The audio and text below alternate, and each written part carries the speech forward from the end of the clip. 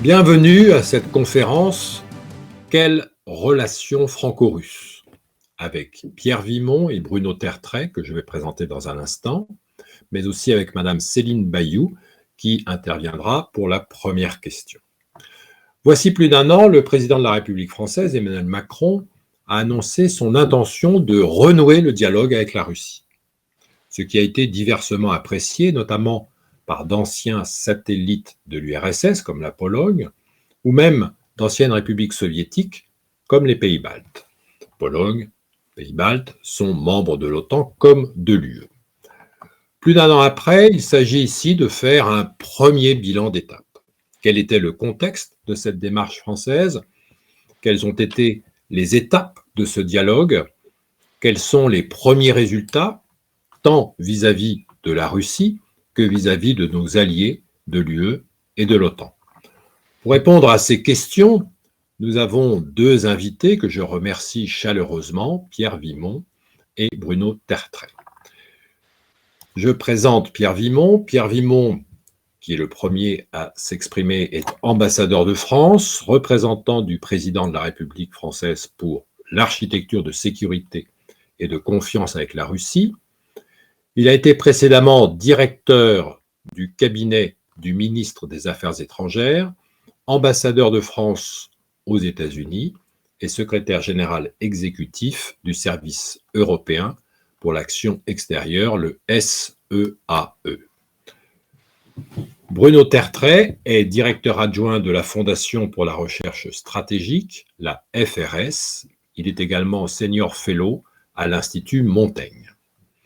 Il a été précédemment maître de recherche à la FRS de 2001 à 2016, chargé de mission auprès du directeur des affaires stratégiques au ministère de la Défense, visiting fellow à la Rand Corporation, directeur de la commission des affaires civiles à l'Assemblée parlementaire de l'OTAN. Voici les présentations faites. Je présenterai Mme Bayou quand elle posera sa question.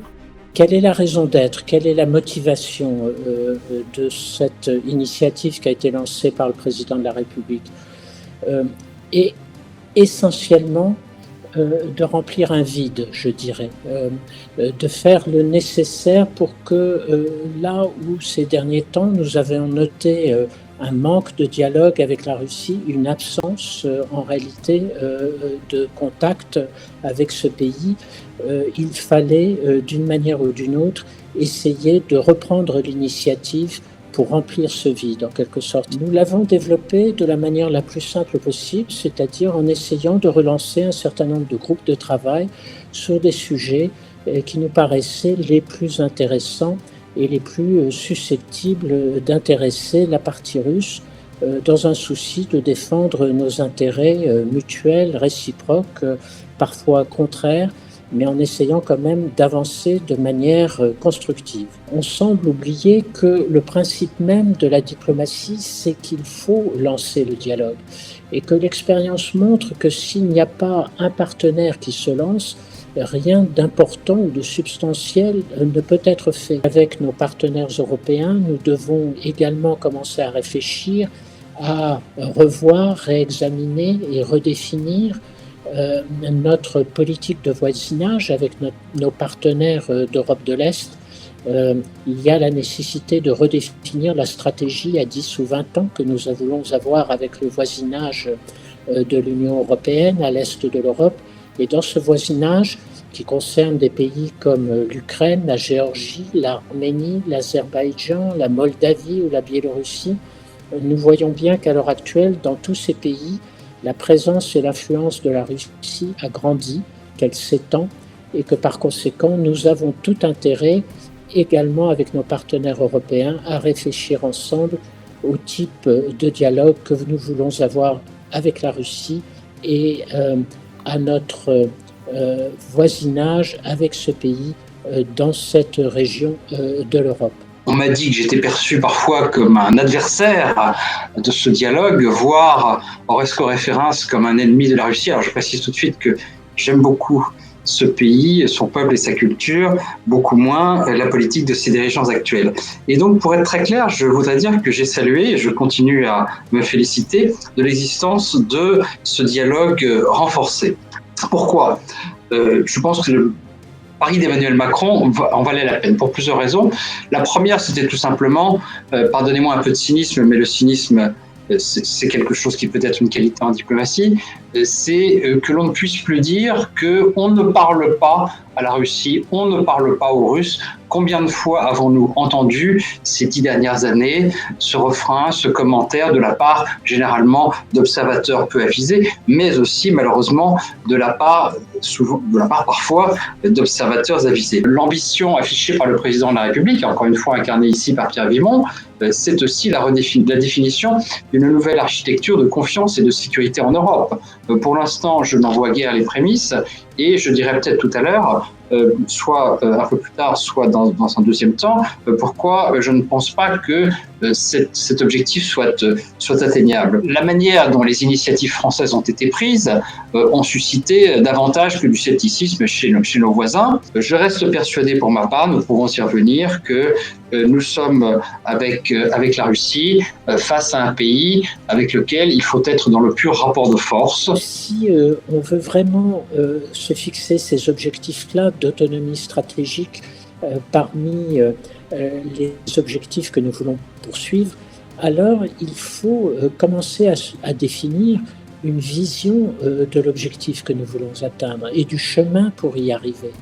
Et il me semble qu'à refuser d'entrer dans un dialogue avec la Russie, nous nous privons d'un instrument pour essayer de définir cet objectif. Sur cette question de l'architecture de confiance et de sécurité, pour l'instant, et j'aimerais bien être démenti par Pierre Vimont, mais pour l'instant, je ne continue à voir que la poursuite d'un vieux rêve qui était déjà un rêve soviétique, qui est celui de l'affaiblissement des alliances et qui est celui du droit de regard, voire de veto de Moscou sur les décisions stratégiques de ses partenaires immédiats. Je donne la parole à monsieur l'ambassadeur Pierre Vimont. Je vous remercie. Vous avez 15 minutes pour développer une première réponse. Monsieur Tertrais interviendra ensuite comme discutant. Merci beaucoup, monsieur le directeur. Merci de m'avoir invité en compagnie de deux éminents universitaires et chercheurs avec lesquels je serai très heureux d'échanger et de voir jusqu'à quel point nous pouvons être d'accord sur un sujet qui est en effet assez controversé et qui a suscité, en effet, comme vous l'avez souligné, des réactions diverses de la part de nos partenaires européens comme américains. Ce que je voudrais dire ici pendant mes remarques introductives, et je ne voudrais pas être trop long parce que je trouve que ce qui est intéressant, c'est de pouvoir échanger, bien évidemment. Ce que je voudrais expliquer ici, c'est d'abord quelle est la motivation de cette relance du dialogue avec la Russie que le président de la République a souhaité.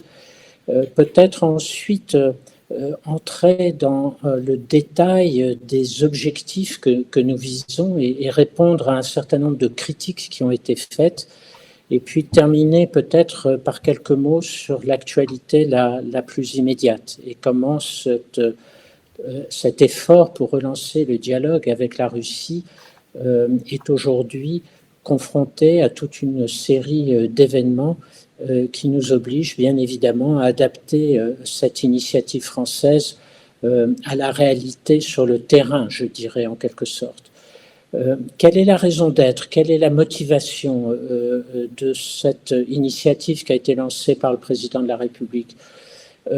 Et essentiellement de remplir un vide, je dirais, de faire le nécessaire pour que là où ces derniers temps nous avons noté un manque de dialogue avec la Russie, une absence en réalité de contact avec ce pays, il fallait d'une manière ou d'une autre essayer de reprendre l'initiative pour remplir ce vide en quelque sorte. Il était très important au niveau bilatéral. Il l'était et il l'est encore également au niveau européen. Au niveau bilatéral, et moi c'est ce qui m'a frappé lorsque l'on m'a confié cette mission, en regardant l'état de la relation entre la France et la Russie, c'est qu'au fond, pendant tout le quinquennat du président François Hollande, il y a eu, je ne dirais pas une absence, nous avons eu encore quelques contacts avec la Russie, mais au niveau politique le plus élevé, au niveau du président de la République comme des ministres, en réalité, très peu de choses s'est passé. Et ce qui est très frappant, c'est qu'en réalité, nos partenaires, eux, ont continué à maintenir cette relation à un niveau, je dirais, plus élevé et plus politique que le nôtre. Les ministres des Affaires étrangères et les ministres de la Défense ne se sont pas réunis entre 2013 et 2019. Les ministres de l'Intérieur ne se sont pas vus depuis 2013. Ils viennent de se voir tout à fait récemment. Et la raison pour cette absence de dialogue au niveau politique, je crois, tient essentiellement, bien évidemment, aux agissements de la Russie et notamment à son intervention en Ukraine. D'abord avec l'annexion de la Crimée et d'autre part avec son ingérence dans la province du Donbass, dans la région du Donbass en Ukraine de l'Est. Bien évidemment, il fallait réagir à cela et nous avons tous réagi. L'Europe a pris des sanctions, mais on a eu un peu l'impression que du côté de la France, cet engagement dans une politique de mesures restrictives à l'égard de la Russie ne s'accompagnait de rien d'autre. En revanche, pour ce qui aurait pu être le maintien d'un dialogue et le maintien d'une discussion politique avec la Russie. Et c'est la même chose au niveau de l'Union européenne. On a eu tout un discours à Bruxelles sur le thème de la diplomatie à deux voies. Nous prenons des sanctions d'un côté, mais en même temps, nous gardons la porte ouverte pour un dialogue avec la Russie. Or, depuis 2014, depuis les événements d'Ukraine et la mise en place de ces sanctions à l'égard de la Russie, en réalité, la deuxième voie, celle du dialogue, n'a jamais été empruntée par les Européens. À titre bilatéral, certains l'ont fait, mais à titre européen, à titre multilatéral, du multilatéral européen, en réalité, rien ne s'est passé pendant toute cette période. Et les quelques tentatives menées par les institutions européennes pour essayer de relancer une forme de dialogue très modeste, un profil très bas, avec toute la prudence qu'il convenait, en réalité n'ont jamais débouché sur rien. Et par conséquent, on est encore aujourd'hui dans cette situation où en réalité, nous avons fermé la porte à toute forme de conversation ou de dialogue avec la Russie. C'est ce manque, ce vide que la France a souhaité repeupler, en quelque sorte, remplir en lançant une initiative qui était fondamentalement bilatérale. C'est une initiative que la France prend seule, avec un souci de développer donc un dialogue bilatéral de confiance et de sécurité avec la Russie, mais aussi avec l'idée de convaincre progressivement nos partenaires européens que cette voie du dialogue est peut-être la bonne approche vis-à-vis de la Russie. C'est donc bien cet objectif-là que nous visons. Deuxième considération, comment à partir de là nous avons essayé de développer ce dialogue et comment avons-nous répondu aux critiques qui ont été faites par les uns et les autres. Nous l'avons développé de la manière la plus simple possible, c'est-à-dire en essayant de relancer un certain nombre de groupes de travail sur des sujets qui nous paraissaient les plus intéressants et les plus susceptibles d'intéresser la partie russe dans un souci de défendre nos intérêts mutuels, réciproques, parfois contraires, mais en essayant quand même d'avancer de manière constructive.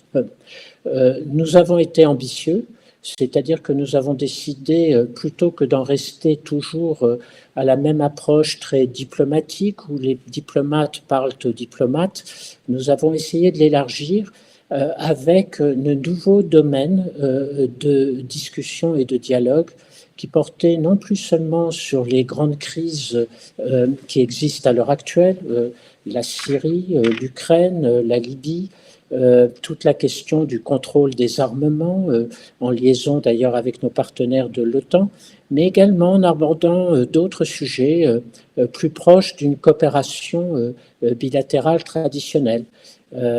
L'industrie spatiale, l'industrie du nucléaire civil, ce qui pourrait être fait ensemble en matière de lutte contre le réchauffement climatique et plus généralement dans les questions d'environnement. Et puis, par ailleurs, nous avons également mis en avant d'autres thèmes sur lesquels nous voulions discuter, des thèmes qui ne font pas toujours plaisir d'ailleurs à nos partenaires russes, comme celui de la défense des droits de l'homme, ou encore d'autres questions comme les contacts et l'ouverture vers les sociétés civiles de nos deux pays. C'est donc cet ensemble-là sur lequel on essaye d'avancer en ayant mis en place des groupes de travail qui ont de surcroît cette particularité que, là encore, plutôt que de simplement se réunir entre diplomates, nous avons souhaité élargir le format de ces groupes de travail pour y inclure des représentants d'autres administrations afin de mieux connaître l'état d'esprit de nos collègues dans les administrations russes, de découvrir peut-être de nouvelles générations de fonctionnaires qui arrivent aux affaires aujourd'hui, et donc par ce biais-là, d'avoir une meilleure connaissance peut-être de l'état d'esprit qui règne aujourd'hui à Moscou, de mieux comprendre ce qui se passe aussi dans la société russe. J'ouvre là une parenthèse, c'est un point qui m'a beaucoup intéressé dans mes contacts avec nos partenaires des pays d'Europe orientale et centrale, pays membres de l'Union européenne, souvent très critiques à l'égard de cette initiative, comme vous l'avez indiqué, monsieur le directeur, les pays baltes, la Pologne, la Roumanie et quelques autres. Dans nos discussions avec eux, beaucoup d'entre eux nous faisaient valoir qu'ils connaissaient bien la Russie et que donc notre entreprise était forcément vouée à l'échec parce que rien n'allait se passer. Et en discutant un peu plus avec eux, ce qui m'a surpris, c'est qu'au fond, eux-mêmes ont reconnu dans nos discussions que leur connaissance de la société russe commençait peu à peu à perdre de sa force. Pourquoi ? Parce que à partir de leur indépendance, plus récemment à partir de leur entrée et de leur adhésion à l'Union européenne et à l'OTAN, leurs liens avec la Russie se sont distendus. Ils connaissent moins ce pays. Leurs jeunes n'apprennent plus le russe, ne se rendent plus pour faire des études en Russie, et que donc il y a une connaissance de la Russie qui se perd peu à peu. Et donc, dans ce dialogue avec la Russie, c'est également l'un des objectifs que nous essayons de mener à bien alors que nous avançons. D'un mot, pour répondre aux critiques qui ont été adressées par les uns et les autres, au fond, on nous a fait deux grandes sortes de critiques. La première, je dirais, la plus simple, c'est vous êtes de grands naïfs, vous allez faire preuve de complaisance, vous allez renoncer à vos principes et au fond, par ce biais-là, vous allez diviser les Européens et ouvrir la voie à la prédominance, en quelque sorte, des intérêts russes. Ce seront les intérêts russes qui triompheront. C'était assez facile de répondre à cette critique puisque dès le départ, nous avons dit que dans notre initiative, il n'y aurait d'aucune manière une remise en cause de la solidarité européenne, que ce soit sur les sanctions, nous continuons à les appliquer et nous avons l'intention de les appliquer aux conditions qui ont été posées par Bruxelles, et d'autre part, dans ce qui a été la mise en place d'une stratégie à l'égard de la Russie, c'est-à-dire l'énoncé de 5 principes que les 27 États membres de l'Union européenne se sont engagés à respecter. Nous avons dit là aussi que nous les respecterions et nous le faisons à l'heure actuelle. Donc, rien de cela, rien des critiques qui nous étaient adressées, rien de cela ne s'est produit.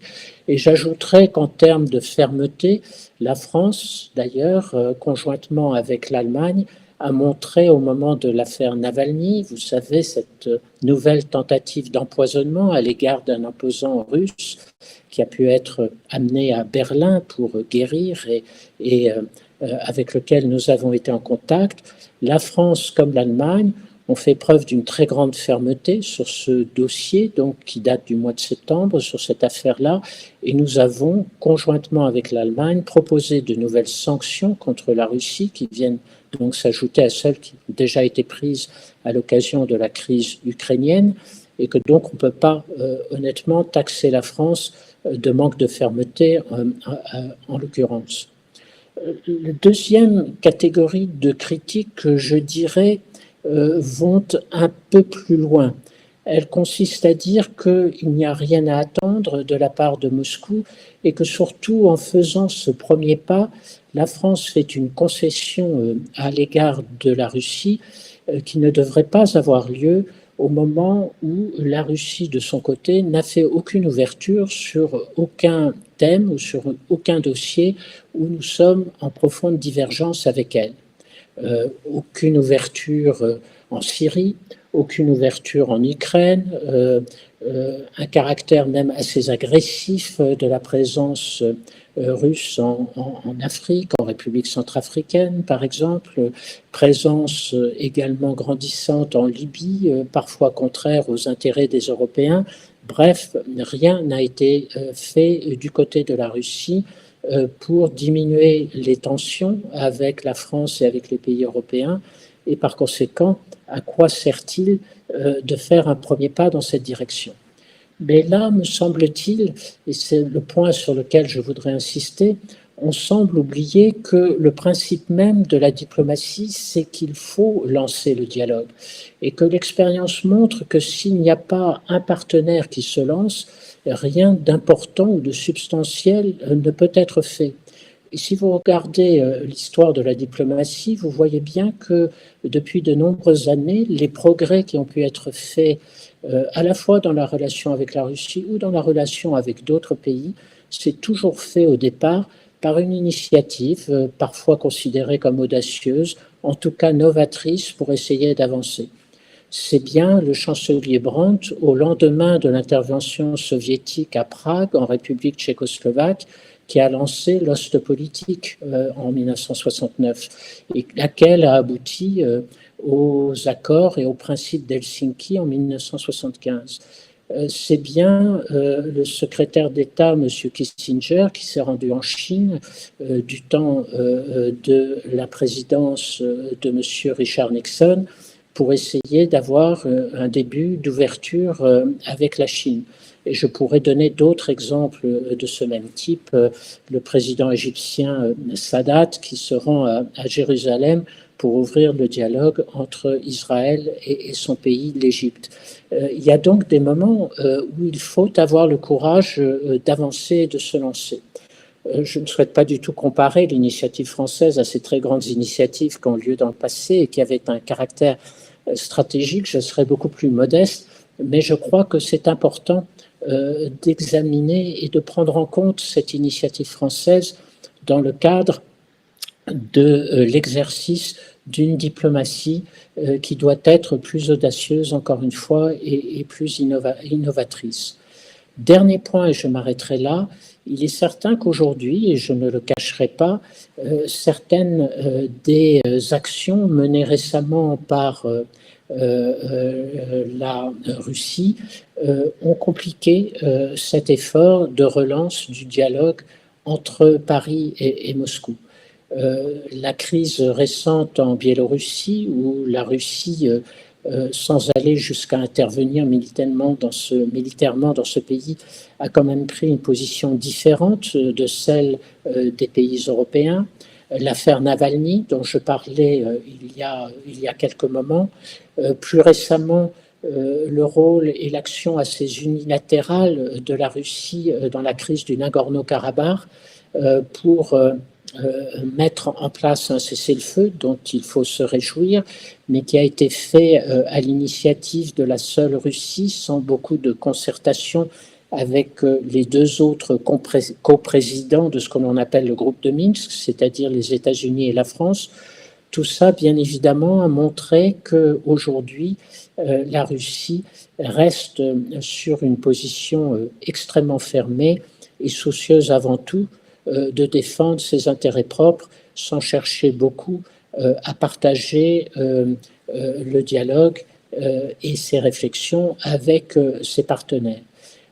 Notre sentiment, c'est que bien évidemment, là où il fallait réagir, nous l'avons fait. Cela a été le cas des sanctions dans l'affaire Navalny.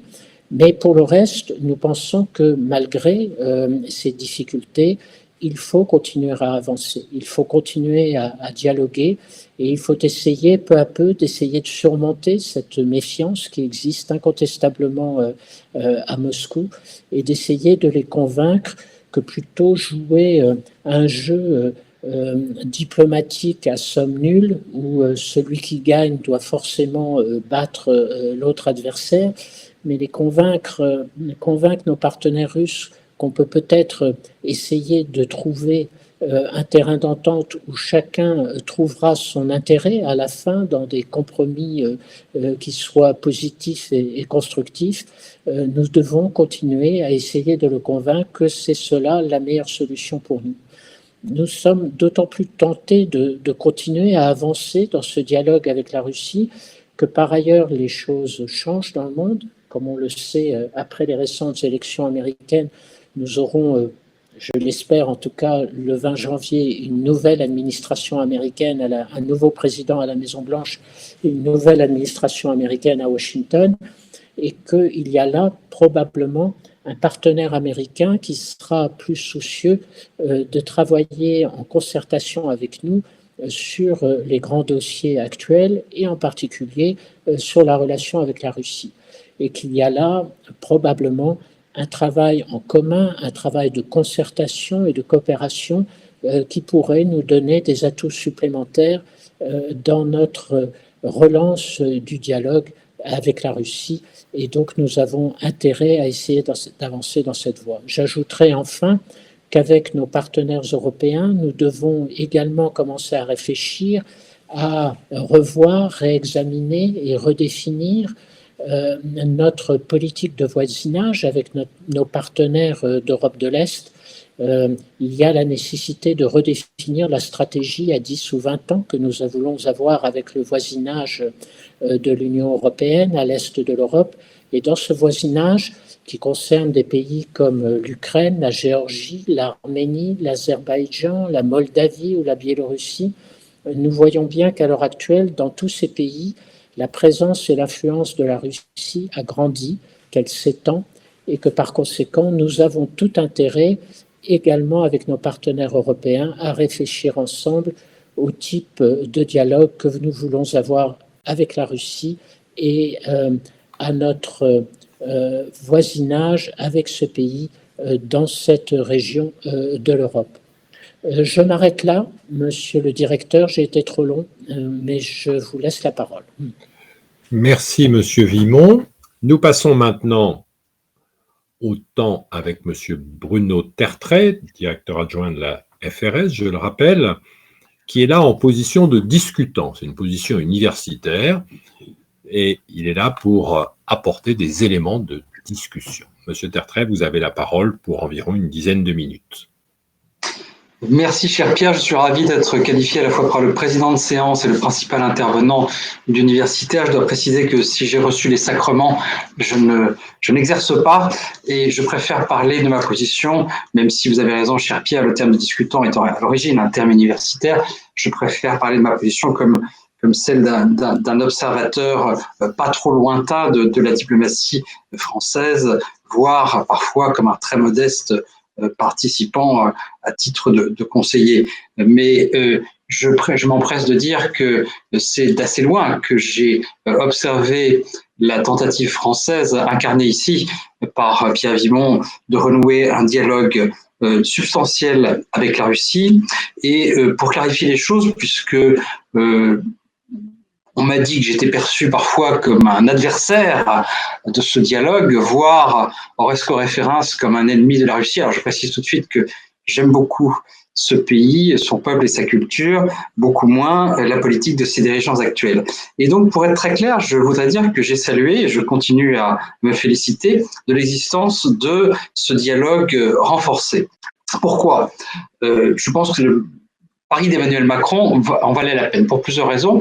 La première, c'était tout simplement, pardonnez-moi un peu de cynisme, mais le cynisme, c'est quelque chose qui peut être une qualité en diplomatie, c'est que l'on ne puisse plus dire qu'on ne parle pas à la Russie, on ne parle pas aux Russes. Combien de fois avons-nous entendu ces 10 dernières années ce refrain, ce commentaire de la part généralement d'observateurs peu avisés, mais aussi malheureusement de la part parfois d'observateurs avisés. Comme Pierre Vimont l'a rappelé, on parle tout le temps aux Russes, on n'a jamais cessé de parler à la Russie, mais il était important de pouvoir tuer définitivement cet argument. Mon deuxième argument, justement, c'est de dire que le problème, et comme Pierre Vimont le sait mieux que moi, c'est que traditionnellement, depuis une dizaine d'années, on parlait surtout à la Russie pour la gestion des crises. On parlait beaucoup à la Russie de la gestion des crises. Je me souviens même d'avoir croisé le directeur politique du Quai d'Orsay dans un aéroport en correspondance lors d'une de ces énièmes navettes vers Minsk pour une réunion du format Normandie. Et il me disait à l'époque à quel point les réunions consacrées à l'Ukraine prenaient de son temps. Donc on a toujours parlé à la Russie, mais effectivement c'était beaucoup sur les questions de gestion de crise. La troisième raison pour laquelle je me félicite de ce dialogue, c'est que j'ai pu constater, et je le regrette, une très nette perte de participation active de mes homologues russes aux séminaires, conférences, ateliers et divers colloques dans le sujet que je suis le plus régulièrement, à savoir la sécurité internationale. Et là, il y a eu véritablement dans les années 2010, pas simplement à partir de 2014, mais dans les années 2010, très clairement une perte à la fois de participation et de substance. Et cette perte n'est pas saine, et donc on ne peut que se réjouir qu'avec notre grand voisin russe, qui sera toujours, géographie oblige, le voisin de l'Europe, on se parle davantage. Je crois qu'effectivement, quels que soient les avis, les opinions, les positions qu'on peut avoir sur l'attitude du gouvernement russe et du Kremlin, bien sûr, il faut maintenir des liens plus étroits et connaître mieux non seulement les acteurs politiques et militaires de ce pays, mais aussi sa société civile et éviter de perdre des liens avec cette société civile. Pierre Vimont rappelait effectivement à quel point dans certains des pays membres de l'Union européenne, les liens sont tout de même exagérément distendus aujourd'hui. Et enfin, il y a une dernière raison plus récente, c'est que je crois que si nous sommes, au moins pour quelques années, dans une Europe, sur un continent, dans un monde où la Turquie et la Russie font partie des acteurs les plus désireux et les plus aptes à avancer leur pion de manière parfois assez brutale, nous le savons tous, dans notre environnement immédiat, il me semble difficile d'avoir de très mauvaises relations à la fois avec l'un et avec l'autre. Au moins, dans un cas, nous avons un animal à sang froid, l'autre étant un animal à sang chaud. Avec les animaux à sang froid, on peut au moins essayer de se parler sans tout de suite se jeter les cendriers à la figure. Pardon pour la référence au cendrier, là c'est plutôt à l'époque soviétique que je me réfère. Donc pour toutes ces raisons, moi je me félicite encore de l'existence de ce dialogue.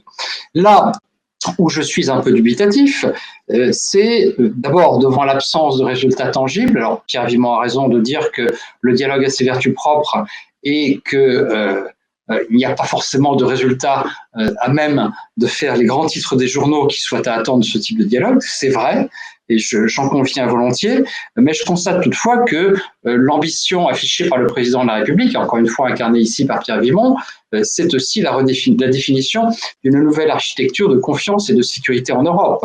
Pour l'instant, je n'en vois guère les prémices, et je dirais peut-être tout à l'heure, soit un peu plus tard, soit dans un deuxième temps, pourquoi je ne pense pas que cet objectif soit atteignable. Je suis un tout petit peu circonspect quand je vois le président de la République répéter, pardon, cher Pierre, mais presque ad nauseam, qu'il n'est, je cite, pas naïf sur la Russie, qu'il n'a, je cite, pas d'illusion sur la politique du Kremlin, pardon. Et vous savez bien qu'en psychologie, on dit que si quelqu'un a besoin de répéter un petit peu trop souvent, soit qu'il a changé, soit qu'il ou elle n'est pas naïf, etc., eh bien, dans un tel cas, cela peut susciter quelques doutes sur ce qu'il ou elle pense réellement. Je ne vais pas rentrer dans la tête du président de la République, mais en tout cas, je ne peux pas m'empêcher de penser qu'à certains égards, la manière dont la posture diplomatique française est vue de l'extérieur, en France ou à l'étranger, peut laisser encore aujourd'hui le sentiment d'un certain excès d'illusion. Je veux dire ça comme cela. Pierre Vimont faisait tout à l'heure référence aux grands gestes diplomatiques effectués par certains de nos grands anciens, en disant fort justement que nous n'en sommes plus, en tout cas, on n'est pas à l'heure de gestes de type Sadat à Jérusalem ou Kissinger et Nixon à Pékin. Toutefois, lorsque j'entends le président de la République et les ministres évoquer la nécessité de ne pas laisser la Russie dériver vers Pékin ou d'éviter que la Russie ne se jette dans les bras de la Chine, j'ai tout de même le sentiment que c'est à cette forme de triangulation que nous pensons parfois, ce qui me semble être une erreur à la fois du point de vue de l'époque et de la méthode. Malheureusement, si nous commençons à raisonner en termes de jeu à somme nulle diplomatique, à mon avis, c'est d'abord une erreur sur le fond, mais c'est aussi quelque part rentrer dans le jeu russe, puisque malheureusement, la Russie pense encore un peu trop souvent en termes de jeu à somme nulle. Alors, on pourrait dire que s'il n'y avait que du scepticisme, s'il n'y avait que des illusions, s'il n'y avait que des déceptions, ça ne serait pas grave, puisque nous n'aurions pas grand-chose à perdre. Et là encore, je conçois très bien que l'on puisse dire cela. Toutefois, force est de constater que la manière dont les initiatives françaises ont été prises ont suscité davantage que du scepticisme chez nos voisins. Nous avons eu, peut-être souffrons-nous encore d'une certaine perte de crédit dans notre diplomatie, dans notre grande diplomatie, en raison du caractère, il faut bien le dire, unilatéral des initiatives françaises. Que la France ait sa diplomatie propre, c'est bien normal. Qu'elle parle directement à la Russie, c'est tout à fait souhaitable. Après tout, tous les autres membres de l'Union européenne ne sont pas membres permanents du Conseil de sécurité. Et pour cette simple raison, cela peut justifier en soi l'existence d'un dialogue renforcé entre nos deux pays. Néanmoins, il me semble difficile de persuader à la fois nos partenaires européens de la grande sincérité de notre engagement européen et d'annoncer très rapidement, sans consultation, sans même prévenir la plupart de nos partenaires, que nous nous engageons dans un grand dialogue avec la Russie destiné à jeter les bases d'une nouvelle architecture de confiance et de sécurité. Donc, scepticisme de ma part sur le fond, et je dois avouer certaines critiques sur la méthode. Bien entendu, il faut donner du temps au temps. Je ne crois pas que l'on puisse exiger de la présidence de la République, du Quai d'Orsay et de l'ambassadeur Pierre Vimont des résultats de nature à faire les grands titres des journaux. En tout cas pour l'instant, il me paraît tout à fait normal de faire le bilan, même si nous faisons aujourd'hui une sorte de bilan intérimaire, il me paraît tout à fait normal d'attendre encore un petit peu pour un bilan un peu plus définitif, ou en tout cas un peu moins provisoire. Je reste persuadé pour ma part, nous pourrons y revenir, que nous sommes avec la Russie face à un pays avec lequel il faut être dans le pur rapport de force, avec lequel il ne faut pas faire de concessions unilatérales. Je m'inquiète parfois de certains gestes français qui sont telles des offrandes destinées à recueillir quelques bonnes volontés du partenaire russe. Je n'ai pas le sentiment que le fait que la France ait soutenu la pleine réintégration de la délégation russe au Conseil de l'Europe ait été en retour salué par quelques concessions russes. Donc je crois qu'il faut, j'en terminerai là, j'en crois encore une fois qu'il faut parler avec la Russie, qu'il faut continuer à parler à la Russie bien sûr, que le simple fait de parler a des avantages, que ce dialogue a tout à gagner à être irrigué par une série d'initiatives visant à ce que les composantes de la société civile, les think tanks et tous les autres acteurs des relations bilatérales puissent se connaître et se parler. Mais j'avoue que de ma part, c'est encore aujourd'hui un scepticisme que j'espère de bonne aloi qui domine, tout en espérant être démenti par les faits d'ici quelques mois. Donc voilà pour une vision générale, peut-être plus sceptique que critique, des efforts incarnés par Pierre Vimont aujourd'hui. Merci Bruno Tertrais pour votre rôle de discutant brillamment incarné. Monsieur l'ambassadeur Pierre Vimont, vous avez la parole pour répondre à Bruno Tertrais. Merci beaucoup, Monsieur le directeur. Et merci à Bruno pour avoir introduit des éléments tout à fait intéressants pour la conversation. Et je dois dire que je peux tout à fait comprendre son scepticisme. À mains égards, il est partagé par beaucoup de très bons connaisseurs de la scène internationale. Et donc, il ne faut pas du tout critiquer cette attitude que je peux tout à fait comprendre.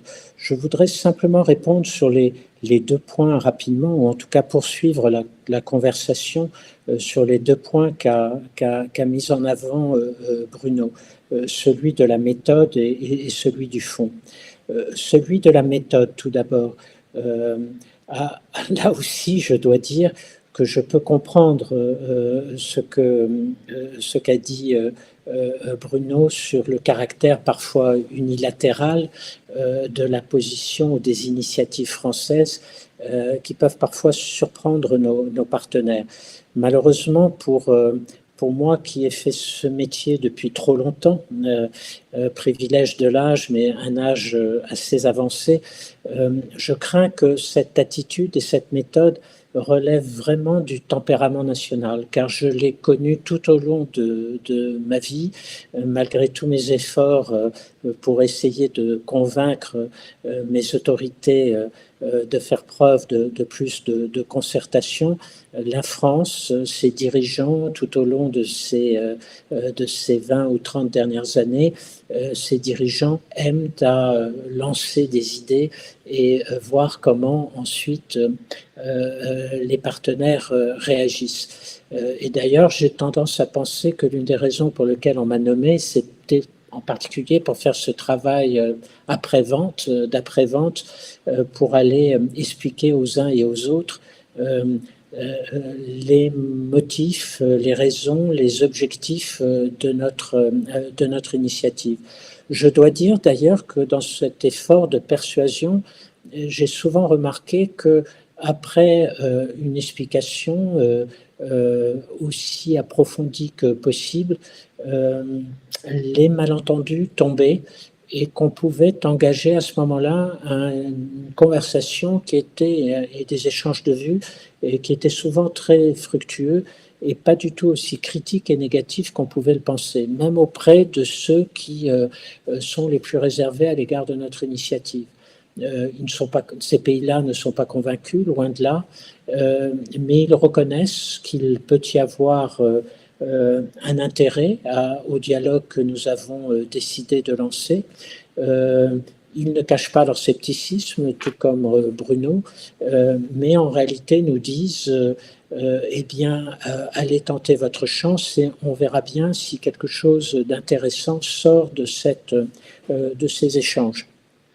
Donc la méthode, elle est ce qu'elle est, mais je dirais qu'elle est assez conforme à l'attitude constante de notre pays et que quelque part il faut l'accepter comme cela. Sur le fond, je serais là peut-être sur une ligne un petit peu différente de Bruno, qui était plus critique à l'égard de la vision stratégique dans laquelle le président avait inscrit son initiative, cette idée pour l'Europe de jouer dans la relation avec la Russie de ce triangle Russie, États-Unis, Chine, je peux comprendre les doutes de certains, mais il me semble quand même, et c'est là où je voudrais en venir très brièvement, c'est que si l'Union européenne, qui ne cesse d'affirmer partout qu'elle veut retrouver sa souveraineté, qu'elle veut développer une vraie autonomie stratégique, et ce n'est pas simplement le président de la République qui le dit. Maintenant, ce sont les principaux dirigeants des institutions européennes, Madame von der Leyen, Monsieur Joseph Borrell, Monsieur Charles Michel, ce sont beaucoup de premiers ministres ou de chefs du gouvernement parmi nos partenaires européens. Si on veut vraiment se fixer ces objectifs-là d'autonomie stratégique parmi les objectifs que nous voulons poursuivre, alors il faut commencer à définir une vision de l'objectif que nous voulons atteindre et du chemin pour y arriver. Et il me semble qu'à refuser d'entrer dans un dialogue avec la Russie, nous nous privons d'un instrument pour essayer de définir cet objectif. Je reprendrai qu'un seul exemple qui, moi, me frappe encore et auquel j'ai fait allusion à la fin de ma première intervention. C'est ce qu'on appelle la politique de voisinage, ou plus exactement la politique du partenariat oriental, avec les 6 pays dans le voisinage d'Europe de l'Est de l'Union européenne, avec lesquels nous voulons développer un partenariat aussi substantiel que possible, à travers des accords commerciaux importants, à travers un dialogue politique important, à travers une coopération dans tous les domaines, industriel, financier, environnemental, transport, etc., etc., et pays avec lesquels se pose bien évidemment la question à terme de leur adhésion à l'Union européenne, puisqu'ils sont des pays appartenant au continent européen. Dans ce rôle, dans cette zone extrêmement complexe pour laquelle, de son côté, la Russie considère qu'elle a là une sphère d'influence naturelle dans ce qu'elle appelle souvent le territoire post-soviétique, et où, à l'évidence, elle entend garder une présence et une influence considérable. On voit bien que si nous ne sommes pas capables, nous, Européens, de mieux définir la vision stratégique que nous voulons avoir dans notre partenariat avec cette région de l'Europe, nous allons au-devant de nombreuses difficultés avec la Russie, telles que celles que nous avons connues en Ukraine, en Géorgie, aujourd'hui en Arménie, en Azerbaïdjan. Nous aurons, si nous ne sommes pas capables de savoir ce que nous voulons dans cette région de l'Europe, nous aurons de nouveaux incidents, de nouvelles difficultés, de nouvelles confrontations. Et donc, il y a vraiment une nécessité pour les Européens de réfléchir à cela. Et pour nourrir notre réflexion, le dialogue avec la Russie me paraît important. Je ne veux pas dire par là que nous devons bien évidemment faire toutes les concessions à la Russie que celle-ci l'entendra. Il n'est pas question d'une manière ou d'une autre d'aboutir à reconnaître un droit de regard de la Russie sur les pays de la région. Nous croyons au principe d'Helsinki, à l'indépendance et à la souveraineté de tous ces pays, au droit de ces pays de décider de leur avenir. Mais il me semble que si nous voulons travailler à ce qu'on appelle en effet une architecture de sécurité et de confiance en Europe, une réflexion entre Européens sur cet espace important du continent européen, et d'avoir cette réflexion nourrie et alimentée par tout ce que nous pouvons discuter avec la Russie pour essayer de dissiper certains malentendus, mais aussi pour faire comprendre aux Russes que nous ne pouvons pas accepter leur conception de leur relation avec cette zone européenne. Tout cela est une manière d'avancer en essayant d'éviter des déconvenues, des problèmes comme nous en avons connu par le passé. Juste un point, et je termine par là. J'ai vécu la crise ukrainienne à Bruxelles en 2014, et je peux affirmer qu'on voyait cette crise arriver déjà depuis quelques années, parce que la manière dont l'Union européenne, les institutions européennes ont pris le problème ukrainien en ne voulant le voir que comme une simple question de négociation d'un accord commercial était, à mon avis, la très mauvaise manière d'avancer dans un champ de mines qui était connu de tous. Il faut avoir une perspective plus géopolitique, une vision plus politique de la réalité aujourd'hui en Europe, si nous voulons avancer de manière, je dirais, intelligente, efficace et à la fois agile et proactive. Et de ce point de vue-là, maintenir un dialogue avec la Russie me semble être la bonne manière de nourrir cette réflexion européenne. Je m'arrête là, monsieur le directeur. Monsieur Tertrais, au titre de discutant, vous avez la parole. Merci Pierre. D'abord, je partage totalement l'avis de l'ambassadeur Pierre Vimont lorsqu'il parle de la nécessité pour l'Europe, pour l'Union européenne d'avoir une vision géopolitique de son voisinage et de son élargissement.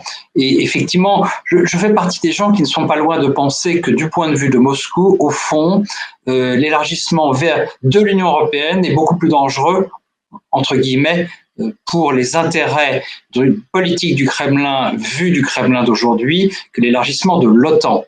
Je pense que depuis 20 ans, on a bien compris à Moscou que l'Union européenne était un projet politique et culturel en sus d'être un projet économique et que sa force d'attraction risquait effectivement d'être beaucoup plus dommageable à la vision qu'a la Russie de son étranger immédiat, qui est aussi le nôtre, que ne l'est l'entrée de ces pays dans l'OTAN. Je conçois également qu'on ait pu voir dans la vision qui prévalait à Bruxelles au moment de la crise ukrainienne, une vision étriquée. Je conçois cela tout à fait. Je partage en partie cette critique. Là où je ne serais pas en accord, je dis bien, j'utilise le conditionnel parce que ce n'est pas ce que disait Pierre Vimont, mais c'est un débat sur lequel il faut revenir, c'est toujours utile de le faire, ce serait renverser la faute et de dire que finalement c'est de la faute de l'Union européenne, de M. Barroso et des chapeaux gris des fonctionnaires européens, c'est de leur faute si l'Ukraine a été envahie. Vous voyez où je veux en venir. Il ne faudrait pas tirer d'une maladresse européenne, une responsabilité historique excessive. Je reviens sur le mot de malentendu qui me fait toujours froncer les sourcils, car je ne suis pas sûr qu'il y ait tant de malentendus que cela. Je crois que généralement, le Kremlin nous entend très bien. Je crois que quand il ne nous entend pas, c'est aussi parce qu'il n'y a pire sourd que celui qui ne veut pas entendre. Alors, on est toujours dans une position un petit peu difficile quand on essaye de savoir ce qui se passe dans la tête de nos partenaires, de nos alliés, de nos adversaires, surtout dès lors que la kremlinologie revient d'actualité. Et je crois qu'il est très difficile de faire la part des choses dans l'attitude russe, dans l'attitude des dirigeants politiques russes, entre la paranoïa sincère et la paranoïa internalisée ou la paranoïa instrumentalisée. Donc, le mot de malentendu ne me paraît pas inapproprié, mais je crois qu'il ne faut pas en faire le masque de tous nos désaccords. Brièvement, je voudrais revenir sur 2 points, puisqu'on l'a mentionné de nouveau, sur cette question de l'architecture de confiance et de sécurité. Pour l'instant, et j'aimerais bien être démenti par Pierre Vimont, mais pour l'instant, je ne continue à voir que la poursuite d'un vieux rêve qui était déjà un rêve soviétique, qui est celui de l'affaiblissement des alliances et qui est celui du droit de regard, voire de veto de Moscou sur les décisions stratégiques de ses partenaires immédiats. Comme Pierre l'a suggéré, au moins implicitement tout à l'heure, c'est contraire au projet européen lui-même et à nos valeurs de pays indépendants, démocratiques et libéraux. Donc je crois que sur cette question de l'architecture de confiance et de sécurité, j'espère que ce projet, ce dialogue permettra de lever d'éventuels malentendus, mais je reste profondément sceptique quant à la faisabilité de progrès réels dans ce domaine avec Moscou. Sur la question de la relation entre la Chine, l'Europe et la Russie. Moi, ce qui me gêne beaucoup dans l'attitude de certains de nos dirigeants, et le plus éminent d'entre eux, c'est-à-dire le président de la République, puisqu'il a parlé beaucoup de cette logique de triangulation, c'est qu'on semble, lorsqu'on espère arracher l'ours russe des bras de la Chine, on semble faire une triple erreur. D'abord, une erreur sur la nature de la relation sino-russe. Il n'y a qu'à regarder l'évolution de ces relations depuis 20 ans, depuis 2000, notamment depuis le traité d'amitié et de coopération de 2001, mais pas seulement, sur leur commerce, sur leur relation de tous ordres, pour voir qu'il y a une dynamique qui n'est peut-être pas inarrêtable, mais en tout cas qui est une très forte dynamique qui vient déjà de loin. Deuxièmement, moi je crois qu'il y a aujourd'hui dans l'attitude politique du Kremlin un choix politique qui est un choix non pas eurasiste, mais en tout cas eurasien, c'est-à-dire un choix qui consiste à dire nous continuerons à être ce que notre géographie nous dicte, à savoir un pays qui est ni asiatique ni européen, mais les deux à la fois. Et donc cette idée de dire qu'il doit y avoir un choix stratégique de la Russie ou européen ou en couple avec la Chine me paraît, pour ces raisons, un petit peu douteuse. Et la troisième raison, c'est que je crois qu'il faut qu'on se méfie de ne pas... Nous resterons français, mais attention à ce que l'hubris ne nous affecte pas trop. Ce n'est pas avec nos petits bras de français, pardon à tous, et même avec nos moyens bras d'Européens, nous pouvons comme ça, à mon sens, influencer sur les choix stratégiques fondateurs d'un grand pays tel que la Russie. J'ajouterai un point qui sera peut-être pour le débat. J'aimerais bien qu'on parle peut-être de notre attitude vis-à-vis d'une question qui va revenir sur l'agenda, c'est Nord Stream 2. Nord Stream 2 qui est un point de friction entre l'Allemagne et les États-Unis. Il vous étonnera peut-être de savoir que moi, je ne suis pas du tout opposé à ce type d'infrastructure qui, au contraire, peut renforcer les interdépendances. Mais en tout cas, ça peut faire partie des sujets sur lesquels on peut aussi discuter. Merci, Monsieur Tertrais. Pour des raisons techniques, Madame Bayou nous envoie ces questions au titre de Regard sur l'Est par écrit. Je les verbalise au nom de Madame Bayou. Première question, concernant l'Europe et l'interruption des relations Russie-UE, la France a-t-elle vocation à compenser cette interruption et quelle est la réception de la démarche française à Bruxelles? Deuxième question, quelle est la réception par Moscou de notre démarche française? Madame Bayou fait allusion à l'idée de cet État profond auquel le président de la République française, Emmanuel Macron, avait fait allusion. Est-ce que cette idée de l'État profond existe aussi à Moscou? Monsieur Vimont, vous avez la parole. Merci beaucoup, Monsieur le Directeur. Merci, Madame Bayou, pour ces deux questions intéressantes auxquelles je vais répondre très, très directement pour que nous puissions avoir le plus d'échanges possible. Sur Bruxelles, premièrement, non. Notre rôle n'est pas de compenser, en quelque sorte, l'absence de dialogue entre Bruxelles et la Russie.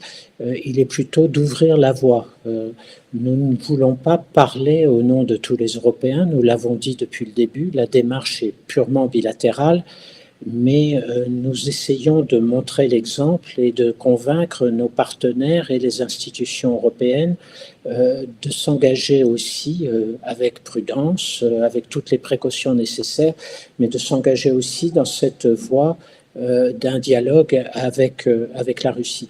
Et d'ailleurs, l'une des conséquences immédiates de l'effort que nous avons mené à partir de l'année dernière et tout au long de cette année pour mener notre dialogue bilatéral avec la Russie, c'est que cela a provoqué à Bruxelles une discussion aussi et que la Commission, le service d'action extérieure, le haut représentant, le président du Conseil européen ont décidé à leur tour d'inviter les partenaires européens à réfléchir à cette question. Alors ça a pris une forme très technique pour ce qui concerne les ministres des Affaires étrangères, c'était de prendre l'un des 5 principes, celui qui parlait de la possibilité d'engagement sélectif avec la Russie sur des intérêts communs. Et donc la question aujourd'hui discutée à Bruxelles est de voir si nous pouvons définir des domaines où nous pourrions engager de manière sélective un dialogue avec la Russie. Certains ont pensé, par exemple, à cause de la crise du virus, à une coopération en matière sanitaire, d'autres en matière d'environnement, d'autres sur d'autres domaines encore. Il faut bien reconnaître que pour le moment, les choses n'ont guère avancé parce que la situation en Biélorussie, l'affaire Navalny, aujourd'hui le Nagorno-Karabakh, ont refroidi plusieurs de nos partenaires, je dirais les suspects habituels, qui trouvent que ce n'est pas le moment de faire un quelconque geste d'ouverture à l'égard de la Russie. Mais voilà, il y a eu cet effort-là, et de ce point de vue-là, la France a voulu surtout jouer le rôle d'une ouverture, d'un premier. Le président parlerait du premier de cordée, je pense, mais c'était un peu ça notre approche. Y a-t-il un État profond à Moscou, et comment est-ce que notre initiative a été accueillie? Elle a été bien accueillie, bien évidemment, par le président Poutine et par les autorités politiques. Pour ce que je peux voir, elle a aussi été bien accueillie par les hauts fonctionnaires.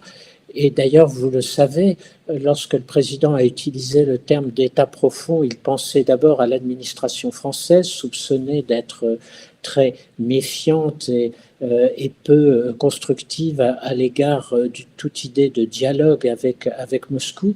Je dois dire que du côté français, moi jusqu'à maintenant, j'ai surtout vu beaucoup de loyauté, et des gens qui, en tout cas avec moi, ont parfaitement joué le jeu, m'ont ouvert leur dossier et nous ont aidés à monter ces groupes de travail avec la Russie. À Moscou, pour ce que j'ai pu en voir, j'ai senti la même volonté de travailler avec nous. Et lorsque les 2 présidents se sont mis d'accord sur la liste de groupes de travail que nous voulions monter avec la partie russe, ce que j'ai noté, c'est que du côté russe, il y a eu tout de suite une volonté de se réunir. Et donc, on a pu réunir à plusieurs reprises différents groupes de travail, et que les choses ont bien avancé jusqu'à la mi-septembre, date à laquelle l'affaire Navalny a eu les conséquences que l'on sait, et qu'en particulier, du côté français, nous avons préféré suspendre la tenue de la réunion ministérielle regroupant les ministres des Affaires étrangères et les ministres de la Défense des 2 pays, et que ce geste a amené, disons, du côté de nos partenaires russes, un peu de mécontentement. C'est à nous de refixer une autre date, et on voit bien qu'en attendant que cette date soit fixée du côté russe, on préfère attendre et voir venir. Je n'en déduis pas qu'il y a un État profond russe, en tout cas je ne l'ai pas vu pour ma part, et jusqu'alors la volonté de travailler ensemble était plutôt présente et dans un esprit plutôt constructif, même s'il y avait eu peu de résultats concrets. Je m'arrête là, pardon. Merci pour votre réponse. Est-ce que Bruno Tertrais voudrait ajouter quelque chose? Oui, juste un mot à propos de cette malencontreuse expression État profond, puisque je pense qu'un président ne devrait pas dire ça. Un diplomate qui n'est plus en fonction, mais que Pierre connaît comme moi, a eu cette formule absolument délicieuse, qui consiste à dire, à propos de cette expression, qu'un président de la République a beaucoup plus à craindre des excès de zèle du Quai d'Orsay que des réticences à mettre en œuvre son agenda. Je trouve que cela dit quelque chose. En tout cas, moi, observateur parfois engagé, mais en tout cas tout de même assez distant de la diplomatie française, je crois que cette personne avait raison, et que s'il y a un État profond en France, il faut plutôt voir un peu plus loin dans l'Est, au bord de la Seine, mais en tout cas pas du même côté de la Seine, et plutôt dans l'Est. Par ailleurs, moi j'avais été très frappé de voir que lors du 2+2, donc ces réunions affaires étrangères, défense des 2 côtés, organisées dès septembre 1979, s'étaient déplacés non seulement les ministres, ce qui était normal, mais aussi leur directeur de cabinet. Et c'est quelque chose de très rare, sous le contrôle de Pierre Vimont. Je crois que ça marquait bien qu'on voulait y aller, tout le monde y allait, et que c'était sérieux, et qu'il n'y avait pas de réticence. Quant à l'État profond à Moscou, je ne peux pas m'empêcher de faire cette demi-plaisanterie. L'État profond en Russie, mais il est au pouvoir. Les États profonds en Russie, ce sont les Siloviki. Les Siloviki, ils sont au pouvoir. Un tout dernier point, si vous me permettez 10 secondes, Pierre, oui. À propos de Navalny, je voudrais en parler très brièvement parce que Navalny, c'est peut-être un malentendu au sens où il semble que, en tout cas, certaines rumeurs, je ne parle pas du tout d'informations privilégiées, mais il est possible que Vladimir Poutine n'ait pas compris que les Européens fassent autant de scandales légitimes à propos de l'affaire Navalny. En tout cas, si c'était vrai, ça dirait quelque chose d'un éventuel malentendu sur nos valeurs et sur nos intérêts. Ou alors, c'est simplement la fameuse, moi j'aime bien utiliser à propos de la politique actuelle de la Russie et des limites de ce que nous pouvons faire. Peut-être sommes-nous la tortue avec le scorpion qui serait Vladimir Poutine. Nous essayons de traverser la rivière ensemble et puis, vous savez, connaissez cette fable, le scorpion finit par piquer la tortue et la tortue dit mais pourquoi m'as-tu piqué alors que je t'aidais à traverser la rivière? Le scorpion répond parce que c'est dans ma nature. Merci Bruno Tertrais. Monsieur l'ambassadeur, je voudrais abuser de ma position pour poser la dernière question, pardonnez-moi, en rebondissant sur une partie de votre propos. Vous avez dit qu'il était important de comprendre l'état d'esprit de la société russe. J'entends volontiers cette préoccupation. Alors, au terme de vos contacts nombreux et bien placés, est-ce que vous pourriez, en 2 ou 3 minutes, nous éclairer sur l'état d'esprit dans la société russe aujourd'hui à l'égard de ses relations avec le vaste monde? Je serai très humble, monsieur le directeur, parce que si l'on parle de l'état d'esprit de la société russe, je pense qu'il faudra beaucoup de temps pour que je la comprenne vraiment, étant pour l'essentiel jusqu'à maintenant aller à Moscou et pas dans le reste du pays. Ce que je pourrais dire, et je voudrais revenir sur ce que disait Bruno il y a quelques minutes à propos de la question de savoir si la paranoïa russe était sincère ou instrumentalisée. Et ensuite, ce qu'il disait du président Poutine et peut-être son incompréhension de notre réaction à l'égard de l'affaire Navalny. Et c'est là, en tout cas à ce niveau-là, que je trouve qu'il est important d'essayer de mieux comprendre ce qui se passe. Et comment une nation comme la Russie et ses dirigeants, et comme le disait en plaisantant Bruno, mais c'est pas forcément une plaisanterie, comment l'État profond est en réalité aux affaires, la question que moi je me pose tout le temps, c'est nous avons du mal à comprendre comment ces gens nous voient et comment ils réagissent.